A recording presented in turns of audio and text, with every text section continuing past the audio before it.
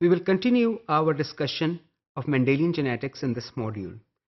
The next question Mendel wanted to address was what is the influence of one trait on another trait when it is transmitted from one generation to the next generation. Let's look at that. In order to understand some of these genetic events, we also should have some understanding of probability. Say if we flip a coin toss, what is the probability we will get a head or a tail? It's 50%. 50% of the time we will get head, 50% of the time we will get a tail. Now let's talk about two coins. Now we have the coins shown on your screen are actually American penny. The brown coin is American penny and the silver coin is an American dime. So we flip a penny and a coin together. What is the probability that we will have two heads? So the probability getting one head is half. Probabilities are always, they range between 0 and 1. If an event is absolutely certain to happen, the probability is 1. If an event cannot possibly happen, the probability is 0. Everything else is a number between or a fraction between 0 and 1. So we have said that probability of a single coin landing in head is 0.5 or 1.5. So if we flip two coins, the probability of both of them happening at the same time is half for one coin and the other half for the other coin. So when you are combining two probabilities, independent events happening together, you basically multiply both the probabilities. So half times half is 1/4. Now let's look at the other two cases where one is head, other is a tail. When the two events can happen in two different independent ways, we add the probabilities. So in this case, one head, one tail, we can achieve this result by two different ways. In one case, the penny has a head and the dime is a tail. The other case, the penny has a tail and the dime has a head. So when we add these probabilities, it is 1/4 or a quarter. Quarter plus quarter, 0.25 plus 0.25 is 0.5. So 50% of the time we will have this situation that one of the coins will be head, other will be a tail. Similarly, as we can see, the probability of having two tails is also 0.5. So I wanted to introduce you to the probability concept because you can also use probability concepts to calculate the genetic combinations. Now Mendel wanted to see what is the question Mendel framed was what is the influence of transmission of one allele, one trait to the next generation or the progeny. How does it influence the other traits being transmitted to the next generation?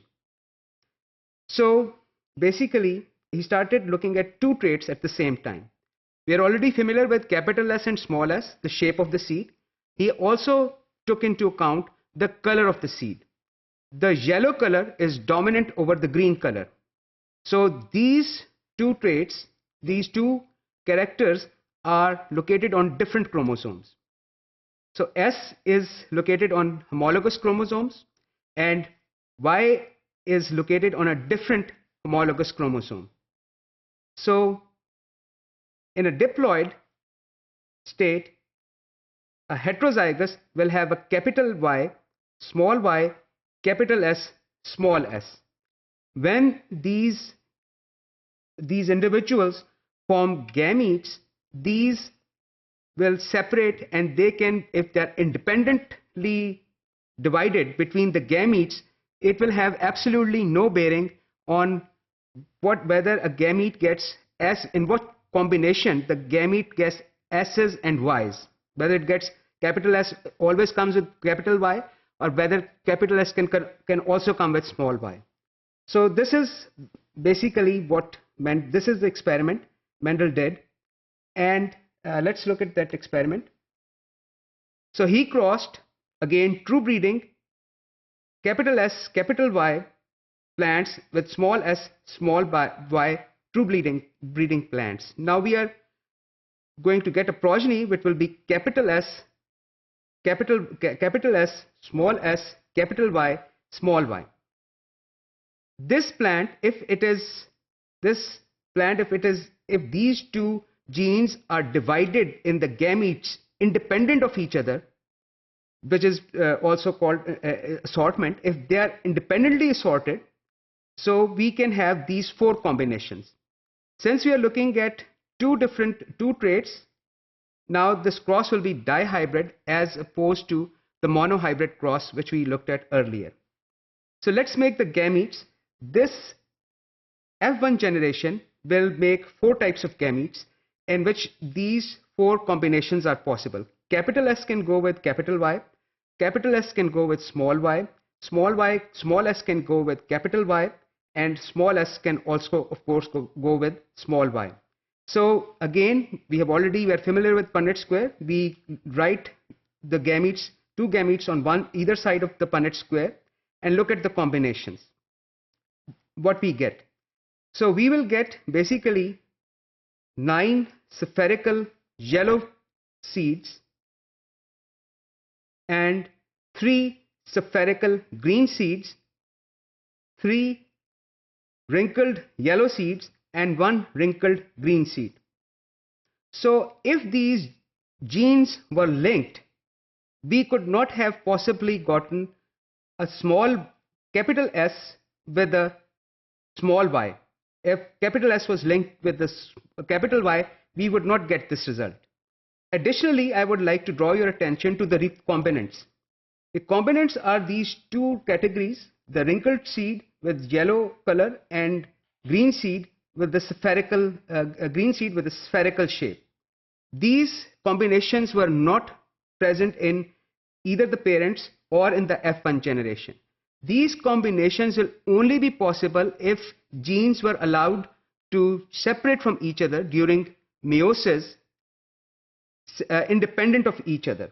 Therefore, with this data, Mendel came up with his second law of independent assortment.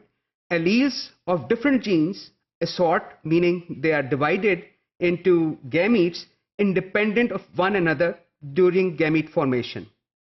The segregation of allele A is independent of segregation of allele B. Here again you can see the Punnett square in which Mendel did the dihybrid cross to show that genes are assorted independently. We will continue our discussion of genetics in the next module.